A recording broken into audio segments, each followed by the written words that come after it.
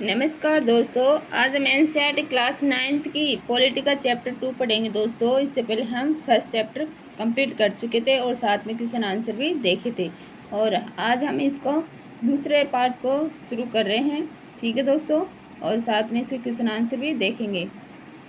तो चैप्टर का नाम है संविधान निर्माण। तो चलो दोस्तों शुरू करते हैं। परिचय। पिछले अध्याय में हमने देखा कि लोकतंत्र में शासक लोग मनमानी करने के लिए आज़ाद नहीं है। कुछ बुनियादी नियम हैं जिनका पालन नागरिकों और सरकार दोनों को करना होता है। ऐसे सभी नियमों का सम्मिलित रूप संविधान कहलाता है। देश का सर्वोच्च कानून होने की हैसियत से संविधान नागरिक के अधिकार, सरकार की शक्ति और उसके कामकाज के तौर तरीकों का निर्धारण करता है। इस अध्याय में हम लोकतंत्र के संवैधानिक स्वरूप पर कुछ बुनियादी सवाल उठाएंगे। हमें संविधान की जरूरत क्यों होती है, संविधान बनते कैसे हैं, उन्हें कौन बनाता है और किस तरह से बनाता है। किसी लोकतांत्रिक देश के संविधान को आकार देने वाले मूल्य कौन कौन से हैं। एक बार संविधान बन जाने के बाद क्या हम बाद में बदलती परिस्थितियों के अनुरूप उसमें बदलाव कर सकते हैं। हाल के दिनों में संविधान बनाने का एक उदाहरण दक्षिण अफ्रीका का है। वहाँ क्या हुआ और दक्षिण अफ्रीकी लोगों ने किस तरह अपने संविधान निर्माण के काम को अंजाम दिया। हम इस अध्याय की शुरुआत में इसी अनुभव पर गौर करेंगे। इसके बाद हम भारतीय संविधान के निर्माण और इसके पीछे के मौलिक विचार और मूल्यों की चर्चा करेंगे और देखेंगे कि यह किस तरह नागरिकों के जीवन और सरकार के अच्छे कामकाज के लिए बढ़िया ढांचा उपलब्ध कराता है। दक्षिण अफ्रीका में लोकतांत्रिक संविधान। नेल्सन मंडेला का कथन है, देखते हैं क्या कह रहे हैं।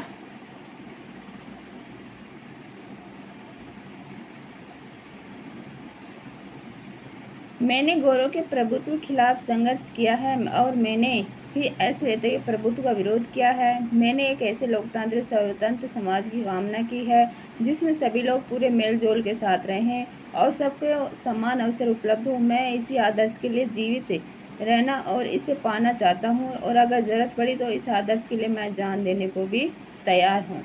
यह नेल्सन मंडेला का कथन है जिन पर दक्षिण अफ्रीका के गोरों की सरकार ने देशद्रोह का मुकदमा चलाया था। उन्हें और 7 अन्य नेताओं को 1964 में देश में रंगभेद से चलने वाली शासन व्यवस्था का विरोध करने के लिए आजीवन कारावास की सजा दी गई थी।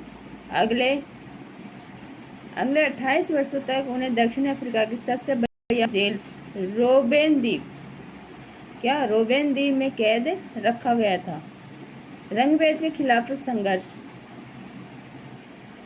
रंगभेद नस्ली भेदभाव पर आधारित उस व्यवस्था का नाम है जो दक्षिण अफ्रीका में विशिष्ट तौर पर चलाई गई।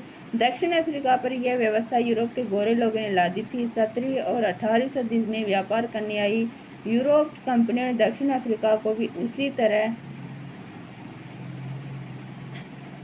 उसी तरह हथियारों जोर जबरदस्ती से गुलाम बनाया जैसे भारत को। पर भारत से उलट काफ़ी बड़ी संख्या में गोरे लोग दक्षिण अफ्रीका में बस गए और उन्होंने स्थानीय शासन को अपने हाथों में ले लिया। रंगभेद की राजनीति ने लोगों को उनकी चमड़ी के रंग के आधार पर बांट दिया। दक्षिण अफ्रीका की स्थानीय लोगों की चमड़ी का रंग काला होता है। आबादी में उनका हिस्सा 3/4 है और उन्हें अश्वेत कहा जाता था।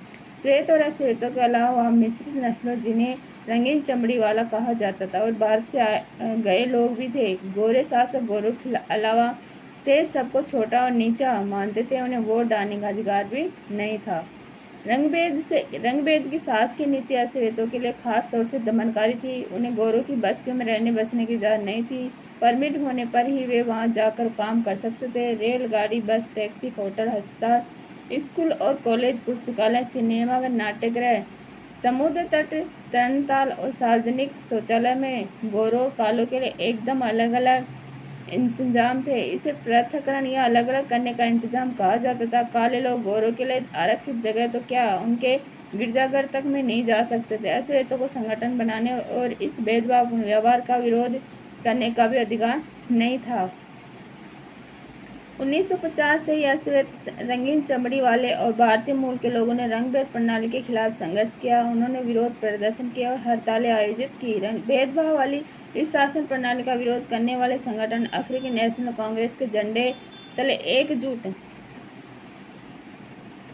एकजुट हुए। इनमें कई मजदूर संगठन और कम्युनिस्ट पार्टी भी शामिल थी। अनेक समझदार और संवेदनशील गोरे लोग भी रंगभेद समाप्त करने के आंदोलन में अफ्रीकी नेशनल कांग्रेस के साथ आए और उन्होंने इस संघर्ष में प्रमुख भूमिका निभाई। अनेक देशों ने रंगभेद की निंदा की और इस व्यवस्था के खिलाफ आवाज उठाई, लेकिन गोरी सरकार ने हजारों अश्वेत और रंगीन चमड़ी वाले लोगों की हत्या और दमन करते हुए अपना शासन जारी रखा।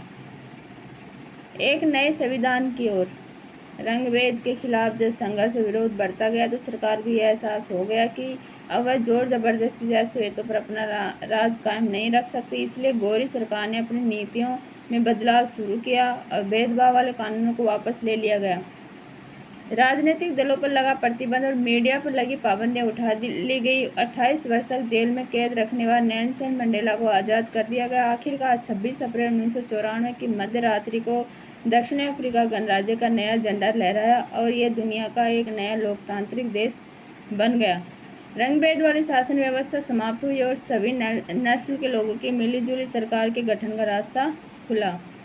यह सब कैसे हुआ? आइए इस असाधारण बदलाव के बाद नए दक्षिण अफ्रीका के पहले राष्ट्रपति नेल्सन मंडेला के मुंह से ये जाने।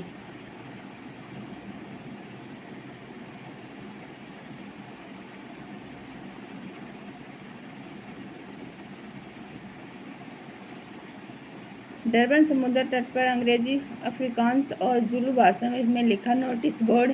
इस पर लिखा है, डरबन नगर, डरबन समुद्र तट। कानून की धारा 37 के तहत तट पर नहाने का अधिकार सिर्फ श्वेत नस्ल के लोगों को ही है।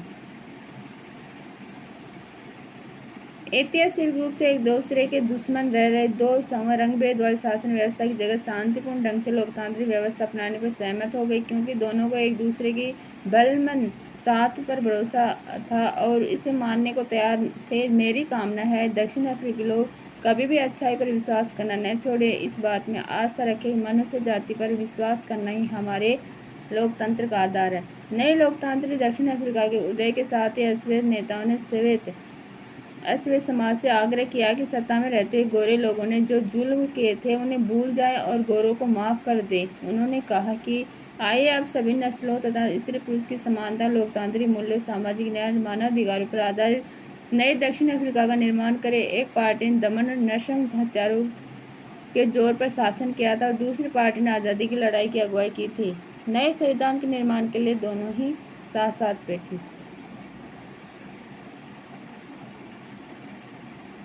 2 वर्षों की चर्चा और बहस के बाद उन्होंने जो संविधान बनाया वैसा अच्छा संविधान दुनिया में कभी नहीं बना था। इस संविधान में नागरिकों को जितने व्यापक अधिकार दिए गए हैं उतने दुनिया के किसी संविधान ने नहीं दिए। साथ ही उन्होंने यह फैसला भी किया कि मुश्किल मामलों के समाधान की कोशिशों में किसी को भी अलग नहीं किया जाएगा और न ही किसी को बुरा या दुष्ट मानकर बर्ताव किया जाएगा। इस बात पर भी सहमति बनी कि पहले जिसने चाहे जो कुछ किया हो, लेकिन अब से हर समस्या का समाधान सबकी भागीदारी होगी। दक्षिण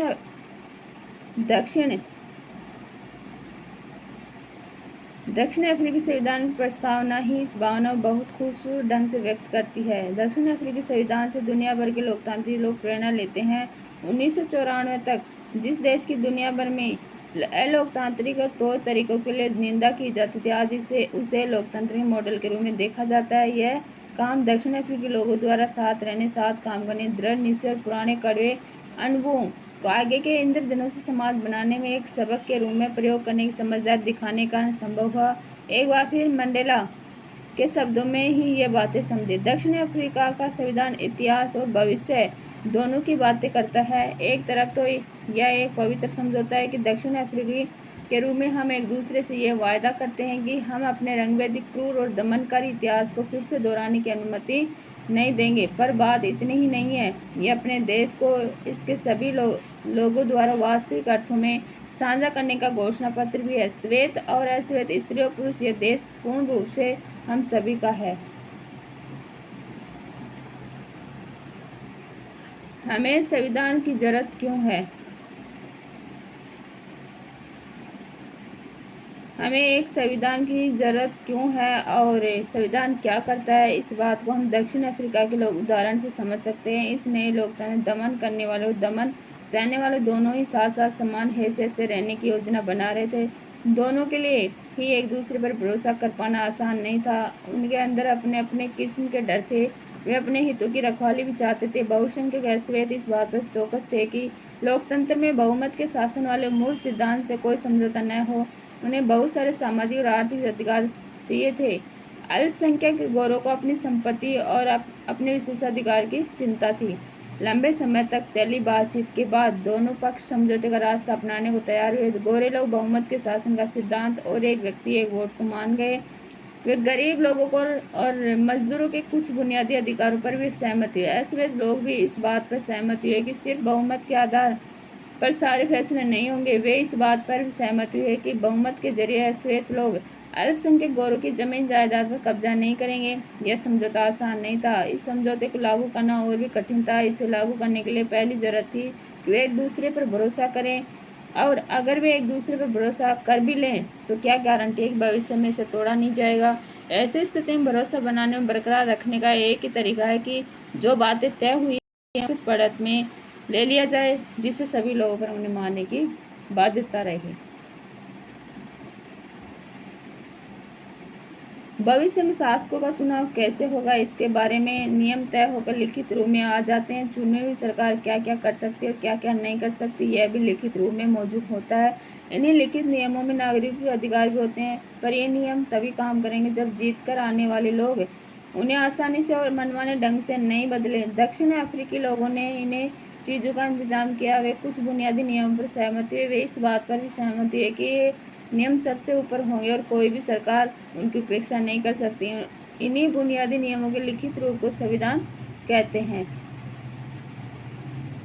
संविधान रचना सिर्फ दक्षिण अफ्रीका की ही खासियत नहीं है। हर देश में अलग अलग समूह के लोग रहते हैं। संभव है कि उनके रिश्ते दक्षिण अफ्रीका गोरों और कालों जितने कटुतापूर्ण नहीं हो, पर दुनिया भर में लोगों के बीच विचारों हितों में फर्क रहता है। लोकतांत्रिक शासन प्रणाली हो या न हो, पर दुनिया के सभी देशों को ऐसे बुनियादी नियमों की जरूरत होती है। यह बात सिर्फ सरकारों पर ही लागू नहीं होती।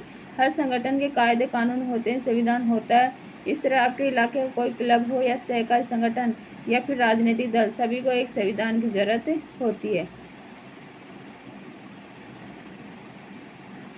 संविधान लिखित नियमों की ऐसी किताब है जिसे किसी देश में रहने वाले सभी लोग सामूहिक रूप से मानते हैं। संविधान सर्वोच्च कानून है जिससे किसी क्षेत्र में रहने वाले लोगों, जिन्हें नागरिक कहा जाता है, के बीच के आपसी संबंध तय होने के साथ साथ लोगों और सरकार के बीच के संबंध भी तय होते हैं।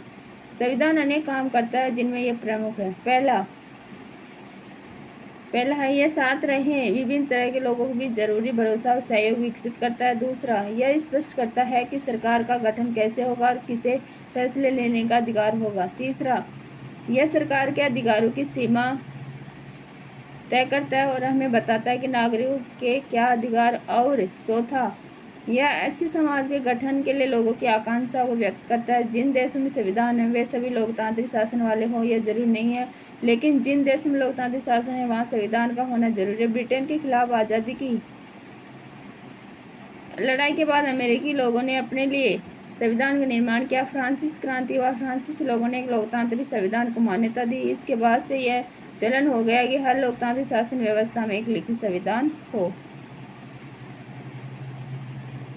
तो दोस्तों आज हम यहीं तक पढ़ेंगे, ठीक है। अब बचा हुआ जल्दी पढ़ने की कोशिश करेंगे, तो जल्दी मिलते हैं। Thank you.